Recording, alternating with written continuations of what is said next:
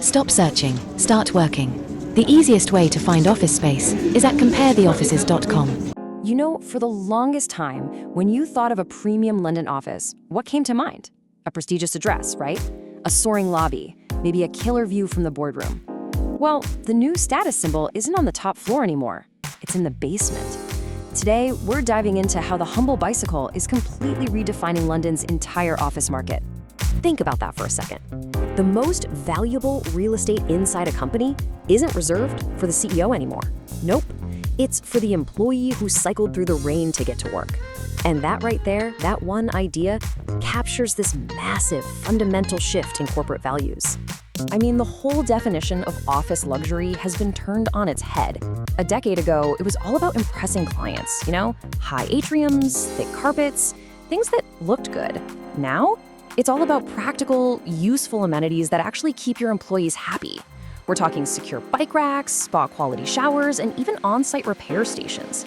It's a huge pivot from just looking prestigious to actively supporting your team. So what's driving all this? Why are developers and big companies suddenly so obsessed with cycling infrastructure? Well, this isn't just some passing trend. What we're seeing is a full-blown revolution on two wheels. It all really starts with this number, 15%. That is the slice of London's entire workforce that now gets to work by bike. This isn't a tiny niche group anymore. We're talking about a huge demographic that companies absolutely have to cater to if they want to attract and, maybe more importantly, keep the best people. So, this shift is really happening for three big reasons. First, it's a massive win for corporate ESG goals. That's environmental, social, and governance. Getting people to cycle is a super tangible way to shrink a company's carbon footprint. Second, in a crazy competitive job market, it's a powerful tool for talent retention. And finally, in our post-pandemic world, people are just rethinking their entire commute, prioritizing health and well-being. You put those three things together, and cycling goes from a hobby to a core corporate strategy. And all this has led to a brand new benchmark for what a top-tier office building even is. Forget the gold-plated taps of the past. We are now talking about the platinum standard of employee amenities. So what on earth does that actually look like? Okay, so the key phrase you're going to hear is end-of-trip infrastructure. That's the industry jargon for, well, everything an active commuter, a cyclist, a runner needs when they get to the office. The whole point is to make the end of their journey as smooth and comfortable as possible. So what does this look like in the real world? Well, the baseline, the gold standard, starts with at least 100 secure bike racks. Then you've got advanced drying rooms because nobody wants to hang a soggy jacket on their chair all day. Ventilated lockers solve, let's be honest, the odor problem. And then you have on-site maintenance stations for those pesky flat tires. This stuff is now the bare minimum for any serious modern office building. But the truly elite properties, they're pushing way past that, to platinum.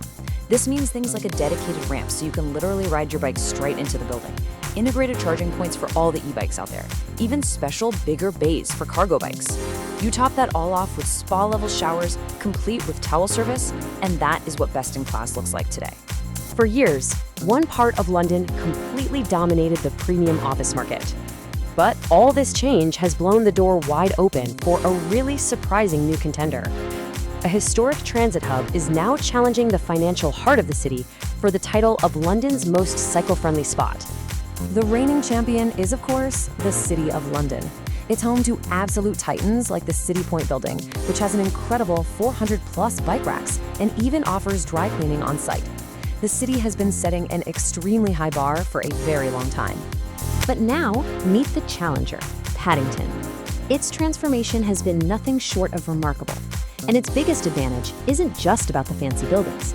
It's the Grand Union Canal towpath, which gives cyclists this beautiful, safe, completely car-free route right into the heart of the office district.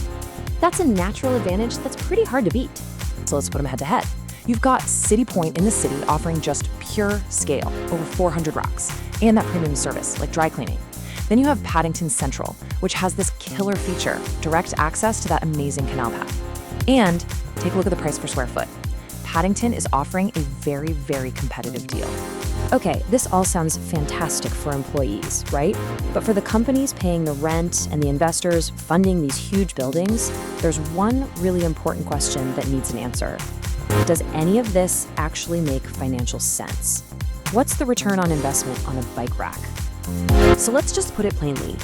Beyond creating happy employees and ticking those ESG boxes, do these expensive, high-tech cycle hubs actually deliver a real, tangible financial return? And the answer is a huge, emphatic yes. The data coming out of the Paddington area is pretty clear. Offices with over 100 bike racks are seeing 12 to 15% higher daily occupancy. In this new age of hybrid work, just getting people to actually come into the office is the biggest challenge there is. And it turns out, these facilities are a solution that really works. So the takeaway here is crystal clear. This isn't just a fluffy perk. It's a hard-nosed, strategic investment. These cycle hubs are directly linked to getting more people into the building every day. They attract tenants, who can then get their employees back to their desks, and that drives real, measurable value. Which really leaves us with one final thought to chew on. 10 years ago, nobody, and I mean nobody, would have predicted that a bike rack would be more prestigious than a corner office. So as the way we work continues to evolve at lightning speed, you have to ask, what's next? What's going to be the must-have amenity of 2035?